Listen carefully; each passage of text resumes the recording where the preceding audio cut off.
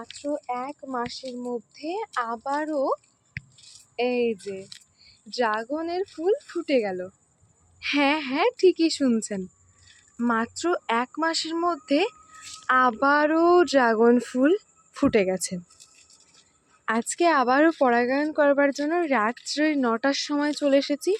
কারণ সাধারণত হচ্ছে যে এই ড্রাগন ফুল রাত্রি ৯টার দিকে এই সময় ফোটে, কারণ যেহেতু এটা সাদা আর এই ফুলটা অন্যান্য ফুলের তুলনায় বেশ বড় সাইজের হয় আর দেখতে অতুলনীয় সুন্দর হয়। আমি আপনাদের সঙ্গে আগে যেই ভিডিওগুলো শেয়ার করেছিলাম পরাগায়নের, সেগুলো হচ্ছে বৃষ্টি হয়েছিল, বৃষ্টির সময়ে ওগুলো হচ্ছে যে পরাগায়ন করেছিলাম, ঠিক আছে। কিন্তু আজকে আপনাদের সঙ্গে হচ্ছে যে পরাগায়ন করা দেখাবো, কিন্তু আজকে কোনো রকম বৃষ্টি হয়নি, একদম নর্মাল, কোনো রকম বৃষ্টি হয়নি, কিছু হয়নি। তো ভাবলাম আপনাদের সঙ্গে শেয়ার করি, হয়েছে। তো চলুন না আজকে আপনাদের সঙ্গে শেয়ার করি।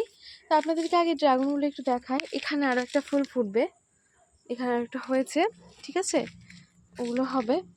আর এই ড্রাগনের সাইজটা বেশ মোটামুটি ভালো এসেছে, ওটাও ভালো এসেছে। এগুলো কিন্তু পরাগায়ন করা হয়েছিল, কিন্তু এই দুটো সাইজ দেখা যাক শেষ পর্যন্ত কি হয়।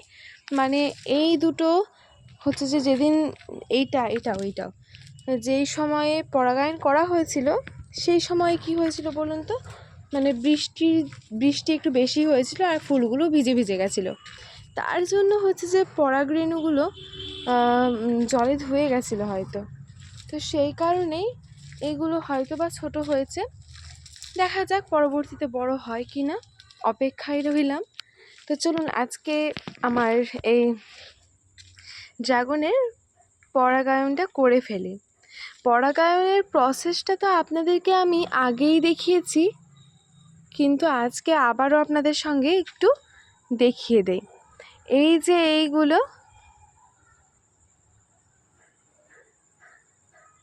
যে এই পরাগরেণুগুলো এখন গর্ভকেশরে দিয়ে দেব। পরাগায়ন করা খুবই সোজা, যারা জানে না তারা ভাববে যে কতই না কঠিন, কতই না লাগে করতে, কিন্তু না, এটা করতে সেরকম কোনো কষ্টই হয় না, কোনো রকম ঝামেলাও নেই। এই যে দেখুন, এইগুলোতে কিন্তু পড়ে গেছে, দেখে বুঝতে পারছেন কি, এই যে পরাগরেণুগুলো কিন্তু এইদিকে এগুলোতে পড়ে গেছে। তো এইগুলো আমি একটু নিয়ে দেন এই যে এই গর্ভকেশরে দিয়ে দেবো। খুবই সোজা, জাস্ট দেখেন, তাহলে আপনারা কিন্তু বুঝতে পারবেন যে কিভাবে জিনিসটা করছি, ঠিক আছে। এই যে এই গর্ভকেশরে এটা দিয়ে দিচ্ছি, খুবই সোজা করা। আর এই যে ফুলটা, এই ফুলটা না খুবই সুন্দর হয় দেখতে, খুবই ভালো লাগে। মানে অন্যান্য যত ফুল আছে, এই ফুলটা অনেকটাই বড় সাইজের হয়ে থাকে, তার জন্য দেখতে অনেক ভালো লাগে।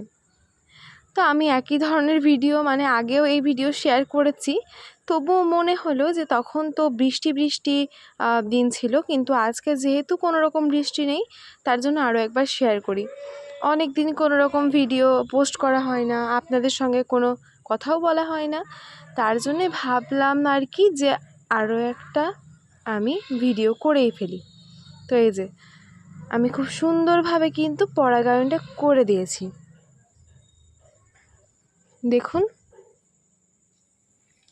আর এইগুলোতে পড়ে গেছে, এইগুলো তুলে এই যে এটা আমি তুলির সাহায্যে করছি। আমি হচ্ছে যে যখন ড্রয়িং করবার সময় এই তুলিগুলো কিন্তু আমার খুব কাজে লাগে।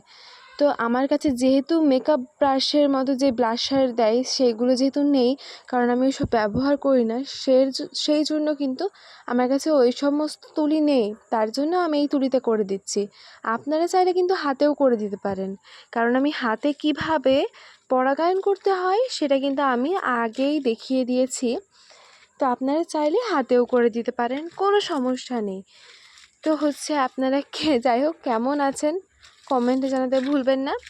আর আমার এই ছোট্ট একটি, বলতে গেলে আমার এই যে বাগান, ছোট্ট একটি বাগান, আমার ছাদ বাগান, হ্যাঁ, এখন আপনারা বলবেন এই কয়েকটা গাছ নিয়ে ছাদ বাগান, কিন্তু না, আমাদের ছাদে যেই সমস্ত গাছগুলো আছে সেগুলো হচ্ছে আমার অত্যন্ত প্রিয় গাছ।